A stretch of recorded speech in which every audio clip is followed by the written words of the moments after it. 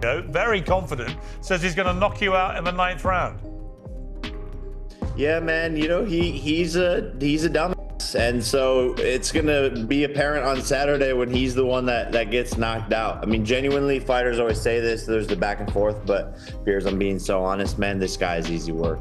Sparring. Warm up. Some I know 8-year-olds. I got the 8-year-olds in there. If I find out anything, I'm gonna beat your and I'm gonna beat Jaden on love. I mean, which is nothing wrong with it. You know what I mean? Already scheduled. Especially Tank been talking about retirement, so if why not get the cockiness bag counted and as go about your cardio, business if Jake that's Paul your would plan. be carved up like he's auditioning for the final boss role in a superhero movie. Bro strutted into that face-off like he already scheduled the knockout clip for prime time on his story. He tossed around, Tank is light work the way people say. I'll only do one more set and then end up. Just my focus gotta be blazing that night. Just man him in that ring. All in all, be better. I saw 8 to 10 rounds is what you thinking, and I also saw I think I saw 6 rounds is what you thinking. I could be wrong. 7 or 8. 7, yeah, right around there. Yeah. How you pick that number? Like, how do you pick what round it's gonna be? First, his skills, the moment. Yeah. Lying on the floor contemplating life choices while their soul leaves their body. Jake's aura, pure, I already beat you in the promo, but saying Gervonta Davis is light work is like saying a tornado is just wind. Technically true. Spiritually, enjoy the slow motion replay of your decisions. Meanwhile, Tank's posted up like a hitman on lunch break, not talking. Not in basketball terms, just such a funny internet game. But explain this to me like a 3rd grader. What is an exhibition fight? I don't even know, bro. I'm gonna be real with you. All I know is that Jake is making, God damn. But when they say look, God bless Jake, bro, because this is what he figured out. He figured out this. He figured out boxing is all about attention. 100%. And he went from Disney to, you know, getting paid. What I told you, world champions that have dedicated their whole life to this sport, they will never get paid. Not even a percentage of what he's making. Yeah. But because attention brings dollars. It doesn't matter if it's a podcast, if it's a movie premiere, if it's boxing. If there's no attention on it, you're not gonna make no money from it. This is like the WNBA conference. That's why they don't make the money, because they don't have the attention. No, for sure. I was at the WNBA yesterday, and that shit was lit, bro. It was lit? I was chopping it up with Floyd was there.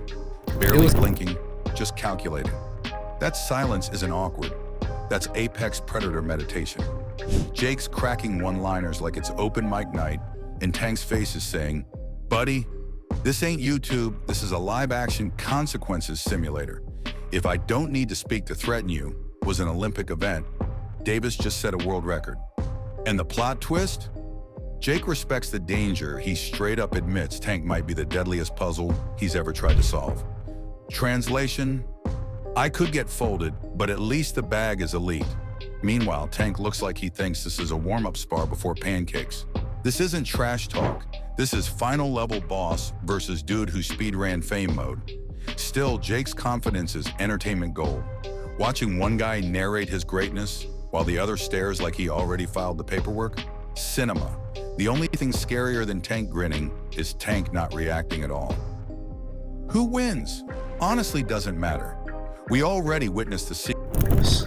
Well, there's an end game and a bookend to what Jake Paul's doing, and I think he's getting very close to the bone with this one, because it doesn't really work. It's the biggest freak show so far. Like you say, Gervonta is not in everybody's list, but he's there or thereabouts in the pound for pound list. I mean, since the Lamont Roach fight, people have been down on him a little bit more. You know, a lot of people think he might have lost that fight, you know. Obviously his troubles and travails away from the ring have meant that, you know, people are starting to question at 33 now, is he? No, I don't even think he's that. 31. I think it's 31 max, 31. Yeah. But they're beginning to question his validity. Yeah. 31, yeah. equal to most confident man most likely to reevaluate everything post-fight. Jake doesn't just show up for boxing, he pulls up like he's about to debut a new NFT sneaker line. While old school fighters bled for legacy, Jake mastered thumbnails and ring walk theatrics. Step 1, get famous. Step 2, get fights. Step 3, cash out while traditional boxing fans scream into towels. And plot twist, he speed ran the system so hard the Piers nearly needed oxygen tanks. Well, once, he didn't join boxing, he speed ran the sport like he found God mode in a fighting game. Folks swear he ruined boxing, but truth is, boxing left the door unlocked, fell asleep, and Jake walked in like a hacker with Wi-Fi and no ethics class.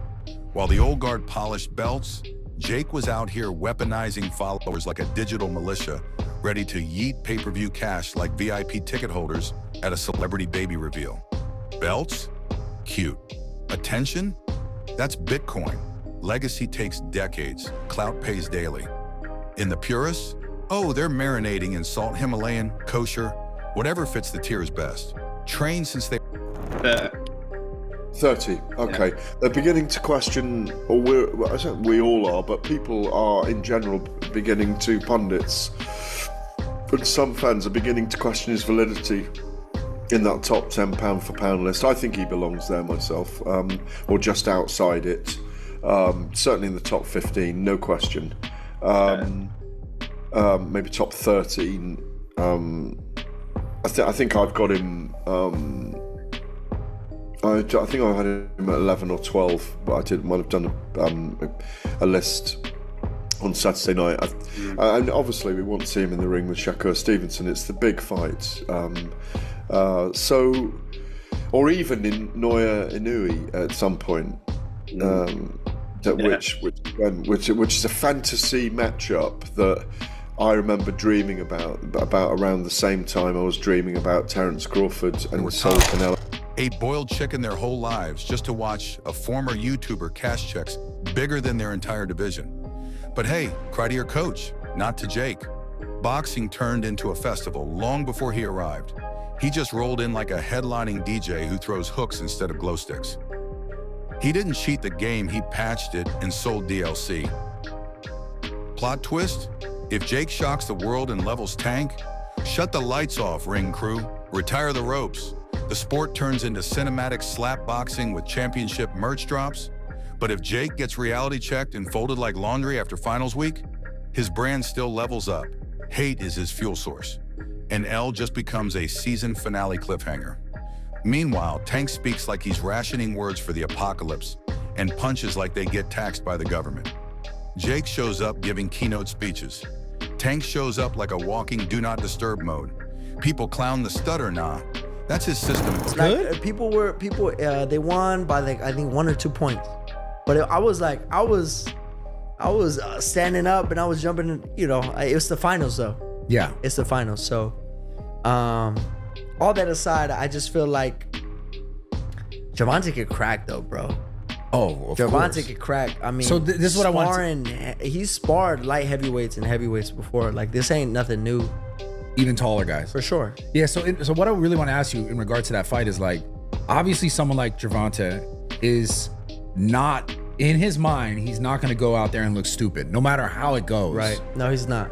But that's what when I see it's an exhibition fight, I'm like, what does that mean? And you can still get knocked out. You know, I feel like that means there's not going to be no winner. No effect on the record. Yeah, that's exactly what it means. But you could get knocked out. So you don't think, because like, you know, the beef now is like, this shit's the WWE. That's what people say about boxing. I mean, like, you're completely right about Jake and what he's done. It's insane. Yeah. But he'll get the WWE. Oh, this is just like, what is this? Do you see it that way? God bless him, bro. God bless. Hey, call my fights WWE fights, whatever you want to call it.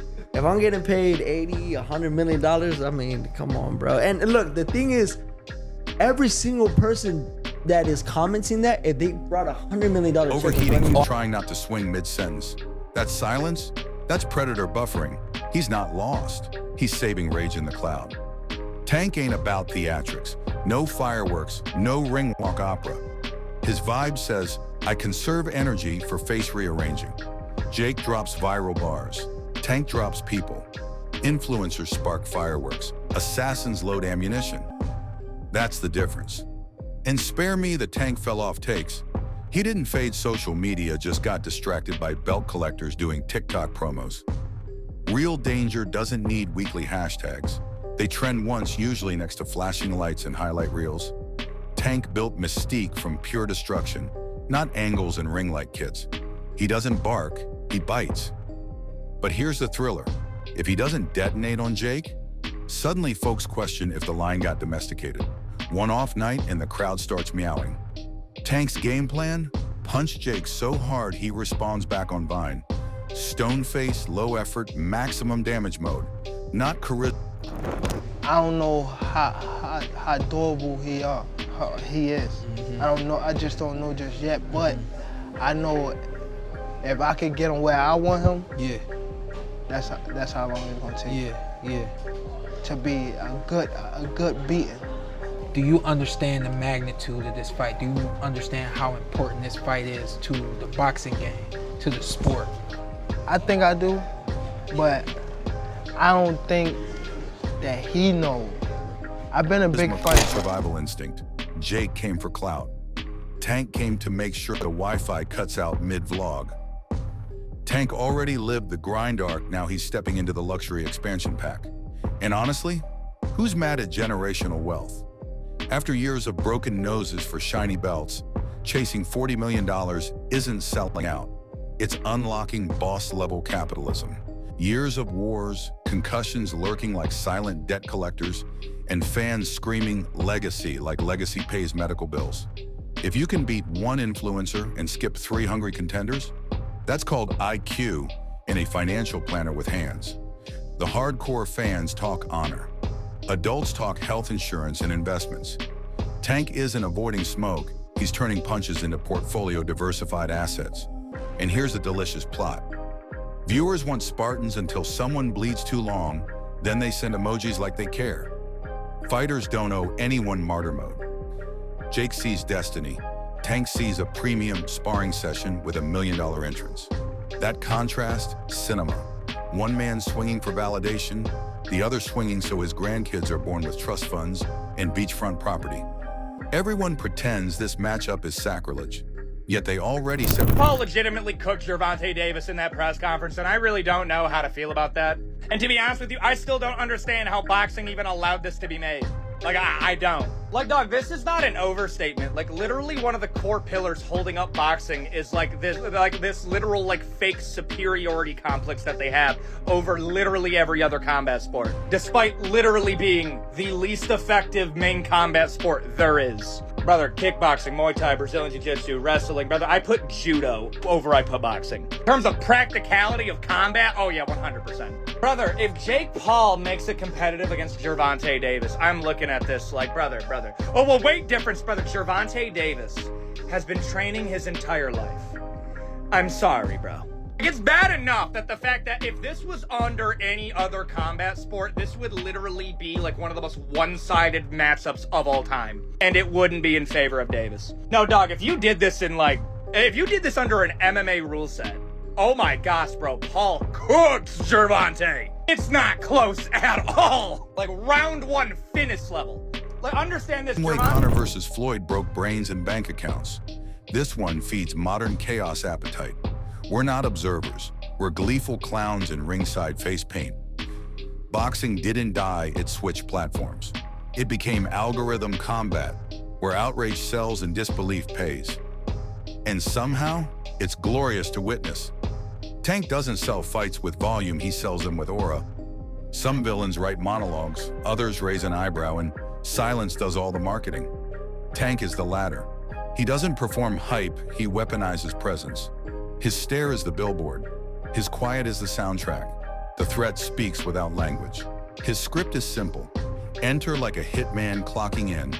Leave like a thunderstorm that wrecked the block. Anything less, and TikTok comedians rewrite his legacy. The stakes aren't trophies, they're pride and perception with no mercy filter. This isn't punch or be punched. It's destroy or get turned into a punchline. And the crowd, they don't crave sportsmanship, they crave legendary chaos. They want Olympus-level smiting.